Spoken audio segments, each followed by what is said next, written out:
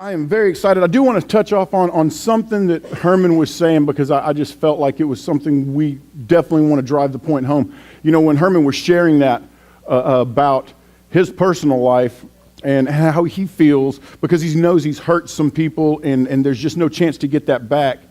You know, guys, it can't be said enough that this life, first and foremost, is not about the relationships with other people. It's not about necessarily what other people think about you.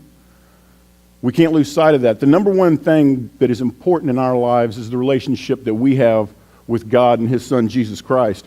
And that's what we have to keep focused on, because if we will focus on that relationship, we find that redemption that Herman was speaking of. We find that all of our other relationships in our life will start coming into focus and becoming better and improving. But it starts with that relationship with God. And we can't lose sight of that because it's very easy to do. We like to beat ourselves up because of things we've done in the past, and we try to make amends, and sometimes that doesn't work. We have to go to God. We have to go to Christ with that and start from there. That's when we start to see our lives fall into place. So I just completely off subject, kind of, but I felt I wanted to put that out there this morning. As you saw in the lead into this morning, we are starting a new series, and I am very, very, very excited about this series. Has anybody seen like billboards or anything around town? If you go down into Austin, explore God, explore God. It's all over the place. It's really awesome what's going on right now. There's over 300 churches in the area that are doing this same series, this same message. Now, we may not all go through it in the same order, but all of the same subjects are going to be covered. And it's just an awesome opportunity. You know, we've spoken in the past about sometimes the different sects of Christianity. We end up splintering the cross of Christ. This is an opportunity for us to come together as a community of Christians and answer some really general common questions and address some things that do set us apart. So I'm really excited. I mean, I don't know about you guys. I have had, you know, normally my neighborhood gets hit with a bunch of door hangers. Almost every door hanger I got from a church was an Explore God door hanger. So I just thought that was really awesome. It's going to be a great 8-part series. So I just, you know, I encourage each of you, try to make the whole thing. There's going to be a lot covered. There's going to be a lot of information. You'll notice that it's going to be a little different, I think, for some people. We're going to approach this in kind of some apologetic form. We're going to be explaining a lot about Christianity and where it's at, where it's going, what we believe, and what sets us apart, and kind of answer some of these exact questions that were addressed in that video. I mean, I think we can all relate to some of those questions that were brought up, or some of those statements, right? We've heard those. Now today, we're going to be taking on, is Christianity too narrow in our culture? And we hear that a lot, don't we? That Christianity is an exclusive religion, that we exclude large groups of people. We want to look at that today. And we can't really look at if Christianity is too narrow without really looking at some of the other religions. Because, matter of fact, I believe it was in there. Somebody said, and it's on your outline, all religions are basically the same, right? I mean, we hear that. It's an easy one to get into. Honestly, I know for me, as a young man, I liked that. I liked that idea that everybody, you know, we had our differences, but we're all just kind of the same. We're praying to the same God. It makes us feel good to feel that. And so it's an easy thing to get into. So we really need to look, take a few minutes and look at the other major religions that are out there. So we kind of have something to compare to. So I want to start just by going over a brief overview of some of the other religions that are out there. First thing we want to look at is Hinduism. Now, I'm sure everybody's heard of Hinduism. Hinduism believes that God's everywhere. If you've ever talked to somebody that is Hindu, they have all kinds of gods. They believe God's in trees and table and the microphone. God is everything. And that's what they believe. They literally have millions of gods. It's unbelievable. They believe in reincarnation. That's where, we've all heard that. We're familiar with that idea. That's where that comes from the Hindu belief. My favorite one that we all use, everybody says it all the time, karma. How many people have heard of karma? Right? What you put out into the world, that's what you're going to get back. That's karma. Karma's going to get you. And it starts with the Hindu religion. That's where it came from. But there's more to it than that. Karma believes, with the whole reincarnation process, if you start off as a cockroach and you do well as a cockroach, you get to come back as a rat. And if you do well as a rat, maybe you get to come back as a hamster next time, because that's a little bit better of a life. And you just continue to go up that progression. You didn't get it right in the last life. Well, because of karma, you're going to come back, and maybe your life's going to be a little harder. You're going to have to try a little harder. You do it right the next time around, it gets a little easier. So your last life kind of dictates your next life. And that's kind of a idea of how Hinduism believes, but that's a little different than Christianity, isn't it? Just a little bit. The next thing, Buddhism. Now, Buddhism started off as teachings. It started off as a philosophy of Buddha. It was not a religion. It was turned into a religion. A lot of people don't realize that. But their whole idea is you go through an eightfold path. There's things you have to do. You got to renounce pleasure. You kind of want to suppress and push away all of these earthly emotions. You want to be free from desire. You want to be free from sorrow. And you achieve that through meditation, through self-actualization. And that's your whole path that you're working on. The whole idea is to finally reach nirvana. And we've heard of that. Well, hopefully you've heard of that other than just the rock group with Kurt Cobain. But that was the idea, to get to nirvana. Now, the interesting thing about nirvana is it's nothing. That is the goal, to get to nothing. That does not sound like a very fun end point for me. Yeah, exactly. Exactly. So, but that's their goal. They want to get to nothingness. That is the goal of Buddhism. Now, Islam, we've heard a lot about Islam. Began in 682 AD. It was by Muhammad, is the fellow that started it. Now, they believe that salvation is achieved through 5 pillars. And I'm sure you've heard of a lot of these. You got to pray 5 times a day. Get your mat, face Mecca, and you have to pray 5 times a day. There's fasting rituals that you have to adhere to. There's various holidays that it's very stringent, and you have to adhere to those. You need to make a pilgrimage to Mecca. That is a huge one for them. You have to make it to Mecca for salvation if you can do that. It's not something you can ignore. The big thing, if any of you have spent any time reading the Quran, Allah is not a happy guy. He's just not. He's very, very, he's very angry a lot of times. He doesn't have any grace. There's not love there. There's no mercy. It is all about total submission. Matter of fact, Islam actually comes from a derivative of the Arabic word submit. So that is really what Islam is about. And they didn't like our book. They didn't like the Old Testament, so they wrote another one.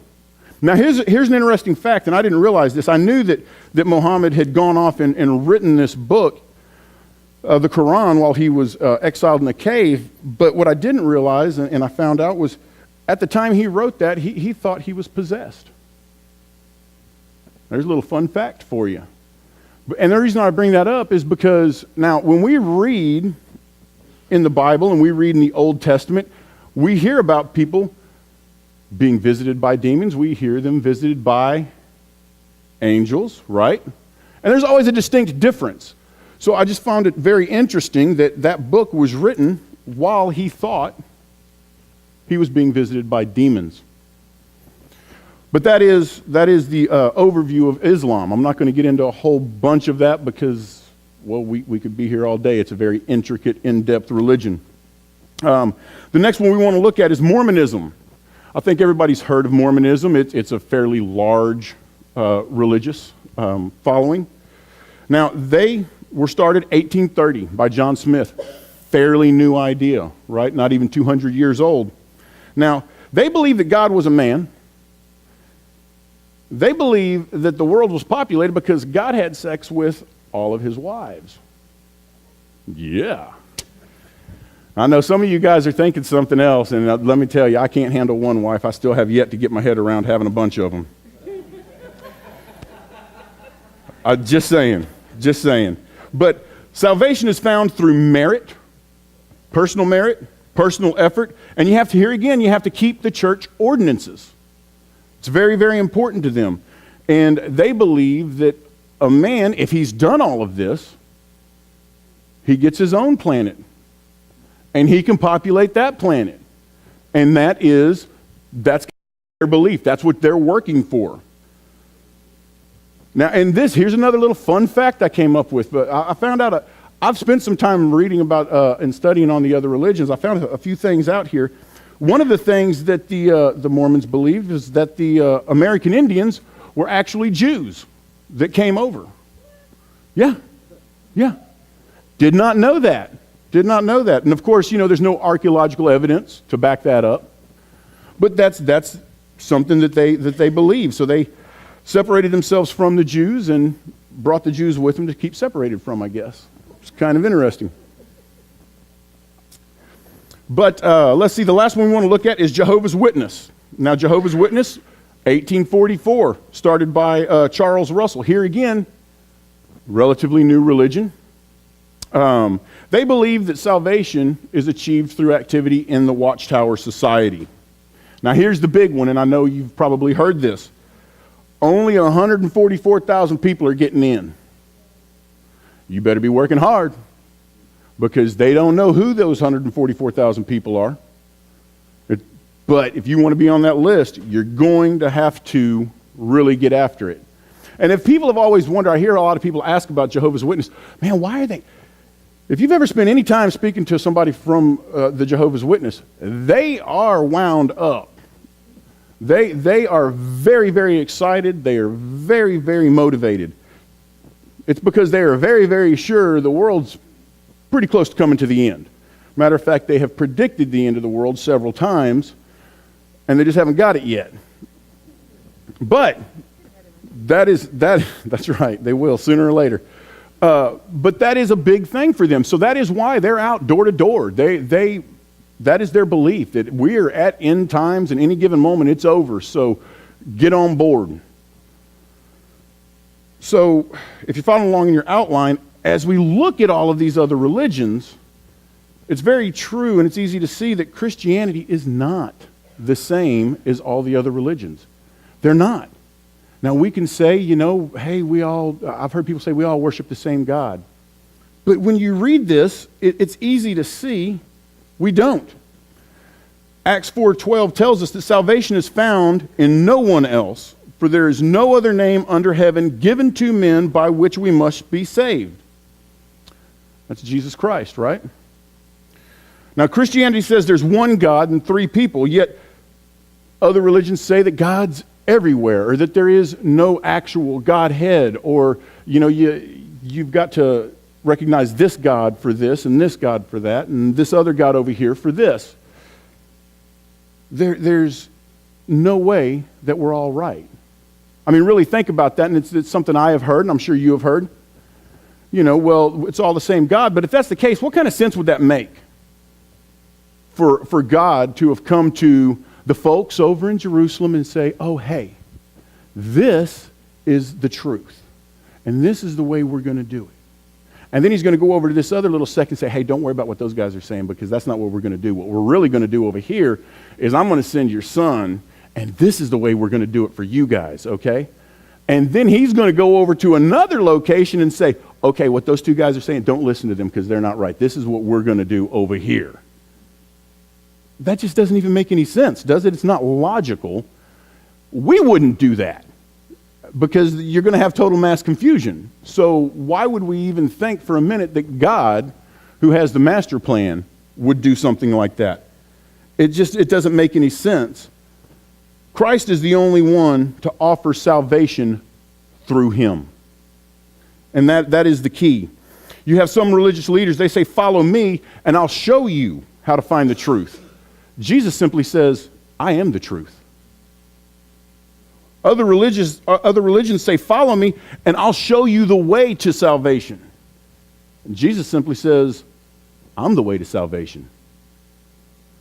Other religious leaders say, follow me, and I'll show you how to become enlightened. And Jesus says, I am the light of the world.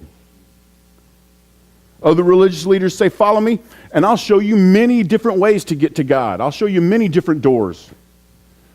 Jesus simply says, I'm that door. So we are definitely different. One of the big things is every other religion requires you to work. They require you to do something. There's like a bar that's set and you have to clear that bar or it's too bad. You have other religions and they're spelled do. Christianity, on the other hand, is spelled done. It is done. And here's something that I really want you, I don't know how, I'm sure everybody's at a different level, different education level as far as other religions. Jesus is in all these other religions. Do you realize that? He is. It's a common thread. Jesus is in the Quran. By the way, so is Moses. They're in there. You have all of these other religions that have a common thread of Christ. In Hinduism, with all of those gods, Jesus' story is in there. He's part of that. Isn't that interesting? No matter where he's at. And there's several of the same stories. In Buddhism, there's a story of a prodigal son. I found that amazing. Now, we know the story of the prodigal son. He goes away. He takes his inheritance and he spends all of it, ends up coming back home. And how's he welcomed? Open arms. God, we're just glad you're home. We're glad you're home. However, in the Buddhist story, it doesn't go down that way. In the Buddhist story, the prodigal son has to atone for everything he's done wrong when he shows back up. Where's the grace? Where is the grace in these other religions? That is my question. If we read Titus 3:5, we read that he saved us. It was not because of any good works that we ourselves had done, but because of his own mercy that he saved us. That's what sets Christianity apart. Now, the next misunderstanding that we see a lot of is that all religions have equal claims on the truth. We love tolerance here in the States. It is something that is, as I've grown up, so I would say definitely throughout my generation, I've seen it become more and more of a goal in life to have tolerance on everything.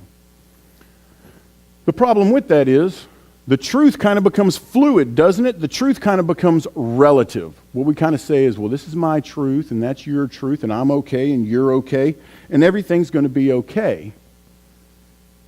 We're all telling the truth. No, of course not. And I read an article, a fellow named Mike Roykel, to prove this same point. He wrote a story. And he said, you know what? All of you have it wrong. All of you have it wrong. What happened was, in a galaxy a lot like ours, the aliens had a dinner party. And at that dinner party, some of the aliens, they ate the veggie dip. This is the story. Now, the veggie dip was tainted, and so the people that ate the veggie dip, they all kind of went crazy. And they tried to treat these folks, and they tried to help them, but they couldn't. So they took them and put them on a different planet. And that planet happened to be Earth. And that's where we come from. That's our origin. We are the ancestors of a bunch of crazy people that ate bad veggie dip. And he even went as far as to say, you think I'm wrong? Look around. Tell me the people in this world aren't crazy. It's right there. But see, that's how it works here. It's one of the great things about this country is that we all can have our own ideals. This man could have taken that story, got a lawyer, gone through the legal process, become a 501c charity. He could have become a church. He could have become a formal religion and started preaching that. He's allowed to do that. What we believe here in America is that the truth will be vetted out. That, of course, we're going to hear that story and say, what? That one gets set off on the no way file. There's no way. But that's what we depend on. However, we run a very, very true possibility of getting to a point where now suddenly we say, that's okay. That's all right. Maybe it is true. We can't do that. That's one of the reasons why we want to hit on this subject. We have to be able to say, no, that's not the way it works. You know, Jesus wasn't the last person to show up and say that he was the Son of God or the Messiah or that he had all the answers. The Bible warns us of that, right? Jesus himself said, there's going to be other people that show up after me. They're going to tell you all the answers. Don't listen to them. Don't listen to them because they don't. They're trying to take you down the wrong path. I'll tell you, in 1752, Jemima Wilkinson, this woman was something. In 1752, she got about 200 people to believe that she was the daughter of God. Yeah, it happened. Now, here was the beauty of it. She got these people to believe she was the daughter of God.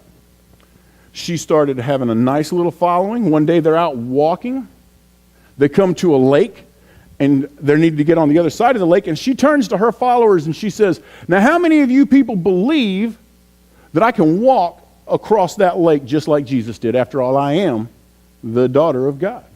And everybody, yeah, we know you can. We know you can do it.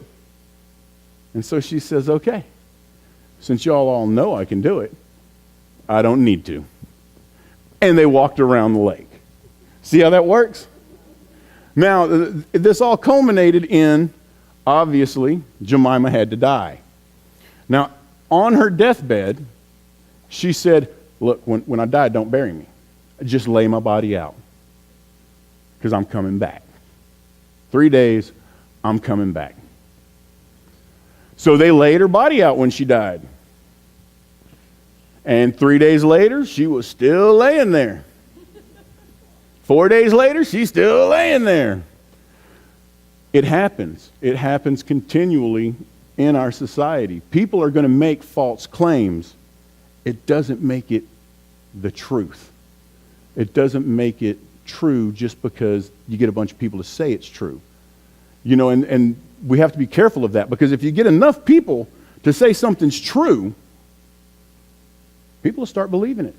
They did a great study. I forget which university. I want to say it was Harvard. Some of you may have heard of this. They gathered a bunch of kids, students, in a room, and they put different images on the board. Now, one of these images was a set of lines. All of the lines were the same with the exception of one. And they asked, are all those lines the same size? And now the plants in the group immediately say, absolutely, they're all the same size. Now the folks that didn't know any better, they start putting up a little bit of a fight. Well, it's not the same size. The one on the end's different than all the other ones. No, it's not. You're looking at it the wrong way. All those lines are the same size. Time and time again, they would get everybody in that room to say, yeah, you're right. It's all the same size. That's how easy it can happen. We have to be willing to be that one sole voice sometimes to say, no way, the last line's shorter than all the rest of the lines. I don't care what you say, and I'm not going to change my mind on that because I can see it and I know it.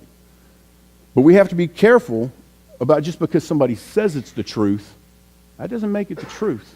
Not at all. Now, the truth is, only Jesus backs up his claims with some unique credentials. Very, very unique credentials. First off, we're just going to look at 4 of them. Jesus fulfilled hundreds of prophecies, over 400 to be exact. Now, those prophecies were written in the Old Testament, right? So well before Jesus was going to be on the scene, those prophecies were already there. Now, they have calculated and spent a lot of time, and I'm not talking about religious scholars spending time doing this. I'm talking about scientists spent time figuring out what the likelihood of one man purposely fulfilling 400 prophecies in the Old Testament, if he would be able to, in a lifetime, go through and set it all up, especially back in that day. They all came to the same conclusion. It's impossible. It couldn't have happened. The only way it could have happened is if that person was who was prophesied about. There's no way. I mean, Jesus didn't have any control over where he was born. He didn't even have a say in it.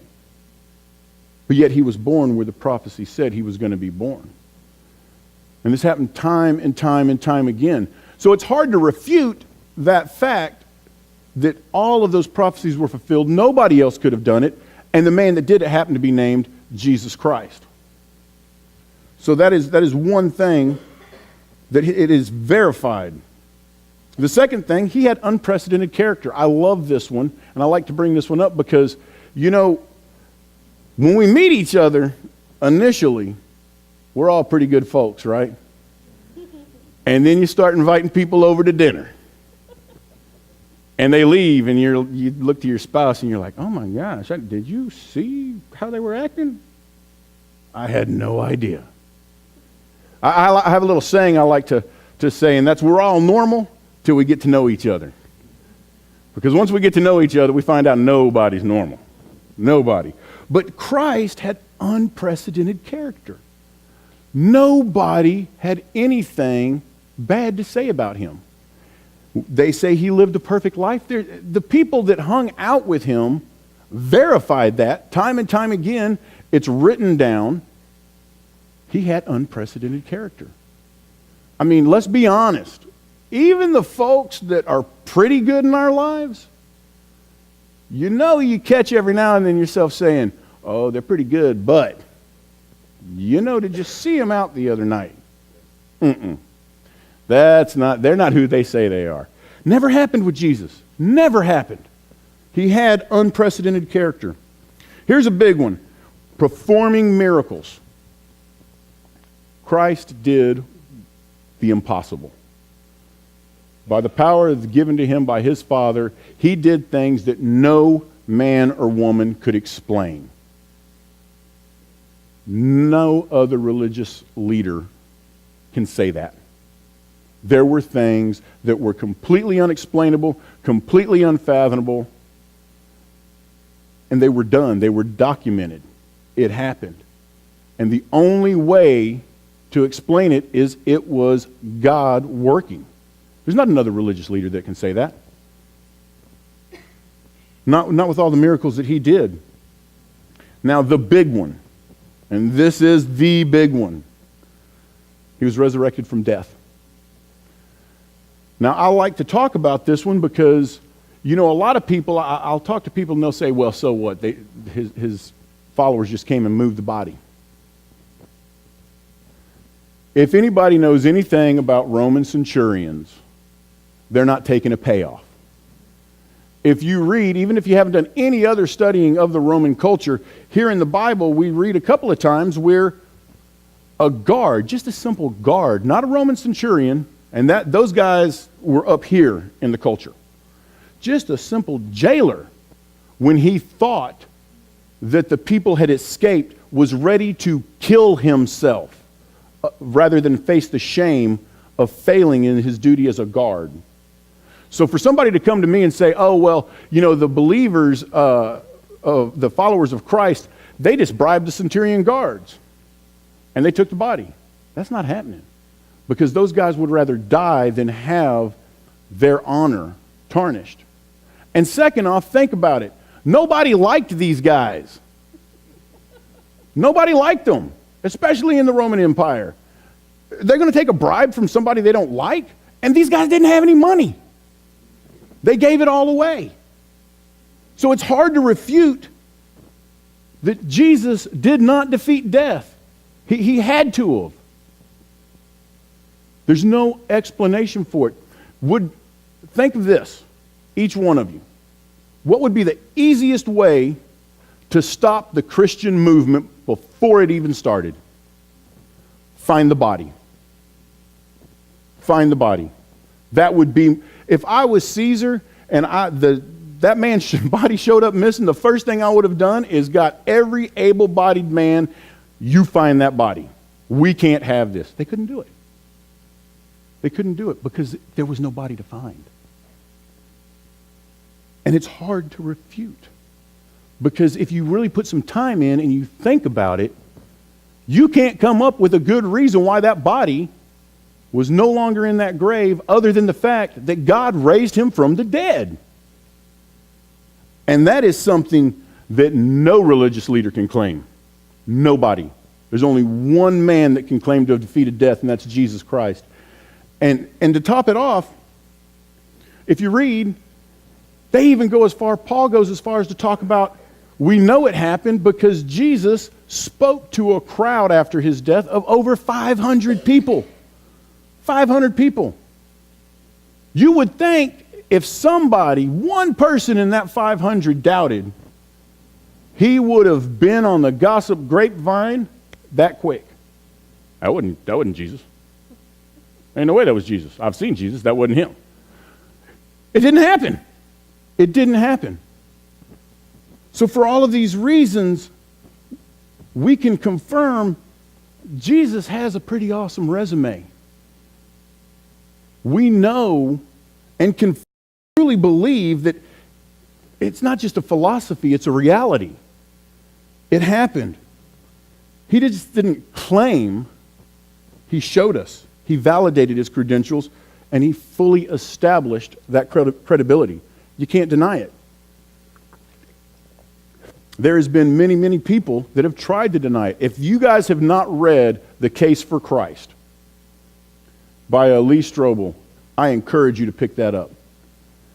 I don't care where you are with your walking with God. For those of you that don't know, Lee Strobel was an atheist. He was a good atheist.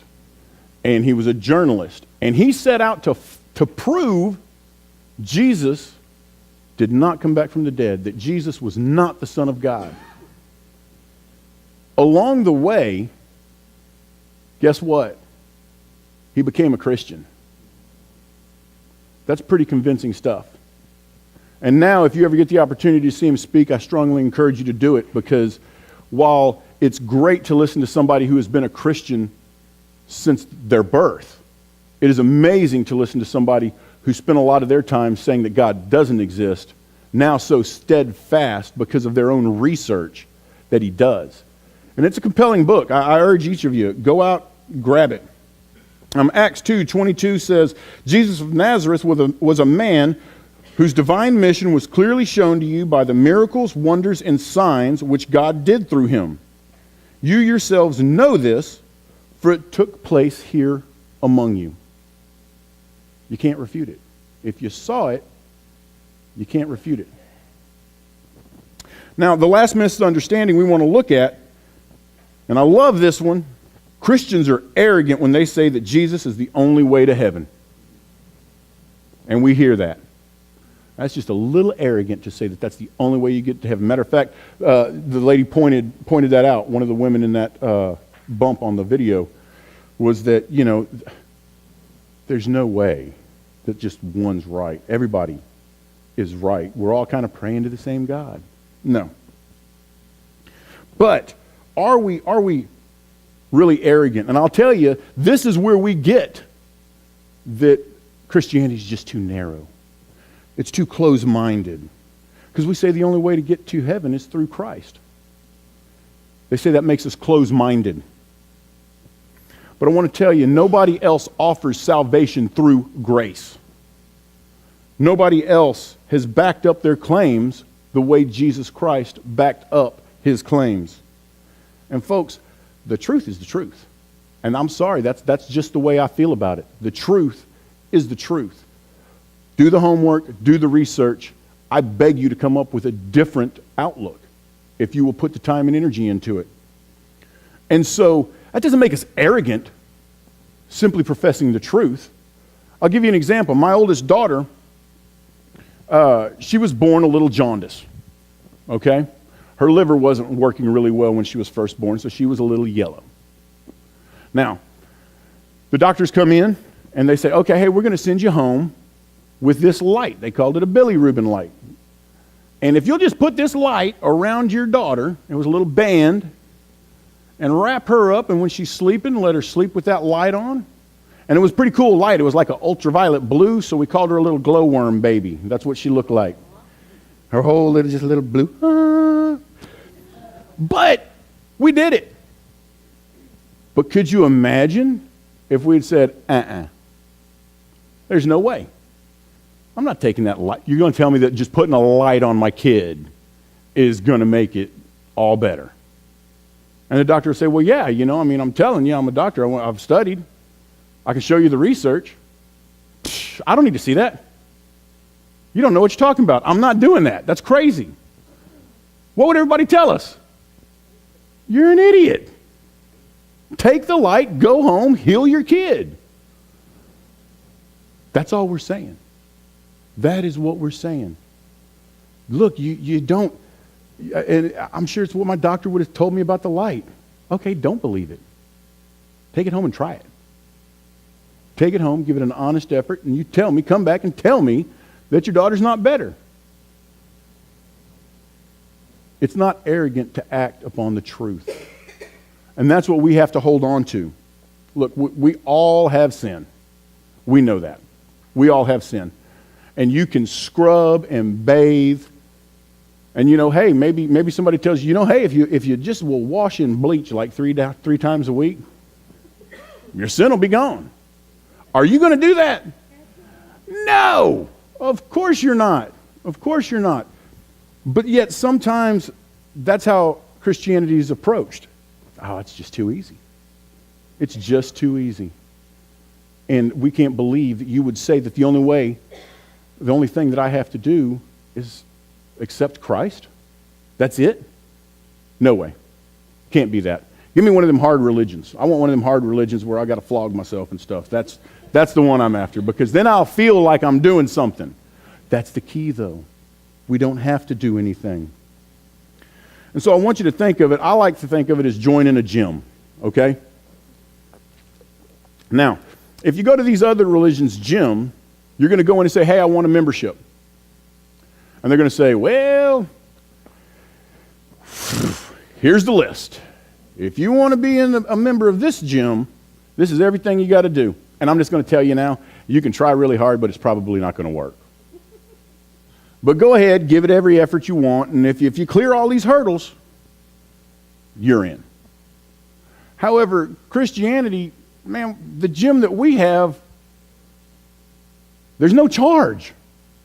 You want in? Come on in. You're welcome. How does that make us close-minded? How does that make us too narrow of a religion? We are the most accepting, we should be, should I say, the most accepting people on the planet.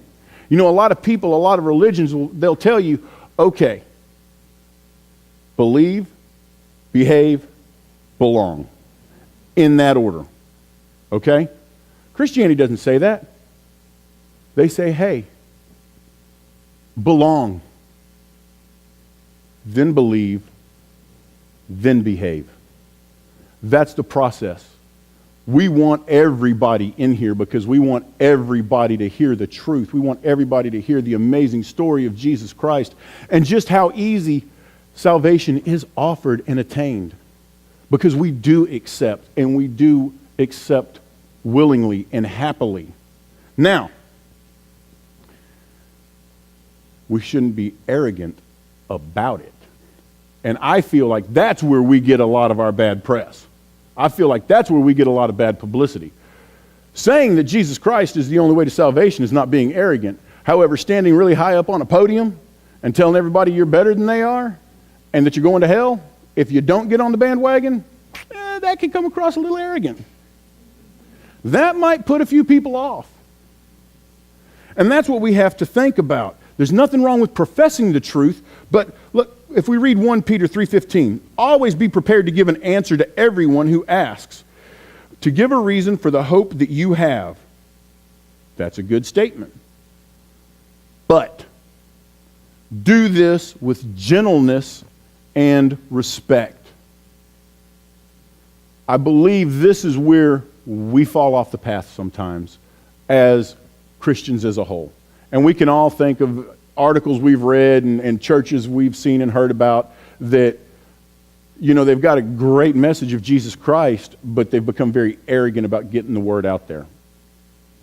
And so that's what we have to change, because you see, it's not Jesus that's arrogant. It's very easy for us to be arrogant. So that's what the battle we have to fight. We have to remember that we're set apart. But at the end of the day, we are no better than anybody else. I tell my kids that all the time. You know, when we're driving through Austin, you see the guys begging on the side of the street. They're no different than me. I'm no better than they are. I want them to come to church. I want them to learn about Jesus Christ. I want them to have the chance to be saved. Because although I may not have been homeless, there was a time in my life when I was godless. And I think if we're honest with ourselves, we can all look back and see a time where we all were no different than the people that sometimes it's easy to look at and say, they're going to hell. There's no hope for them. I always like to talk about Paul when we talk about this. Because, you know, before Paul was Paul in the Bible, Paul was Saul.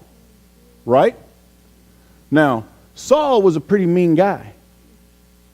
Saul spent a lot of his time, effort, and energy tracking down, hunting down, torturing, and killing Christians. That's what he did. That was his gig. He was good at it. Now, can you imagine all of these Christians if they'd sat around saying, oh, that Paul, he's going to hell. That's all there is to it. How amazed would they be to see him 10 years down the road, 20 years down the road, a couple thousand years down the road, when we're standing here professing a lot of the books that he wrote. He became the biggest evangelical preacher of his time. But he didn't start off that way. And so I just want to drive that point home. It's not arrogant to profess the truth of Jesus Christ. It is backed up time and time again. We just have to be very careful and remember that no matter who we find, no matter where they're at, we could have or possibly have been in that spot one time in our lives before too. So is Christianity too narrow? No, Christianity is not too narrow. It is the most accepting religion that I have encountered, and I've looked at a lot of them. We throw our arms open wide. We open our doors to anybody that wants to come in here. We just have to make sure that we are getting that message out to the world. That's our job. That's why Jesus said 2,000 years ago, I am the way, the truth, and the life. History hasn't laughed at Christ like they did at Jemima. He said he was coming back and the tomb was empty. That is the news that we have to spread to the world. History didn't laugh at Christ. Christ changed history. And so when we go out this week, let's make it a point to be inviting and accepting.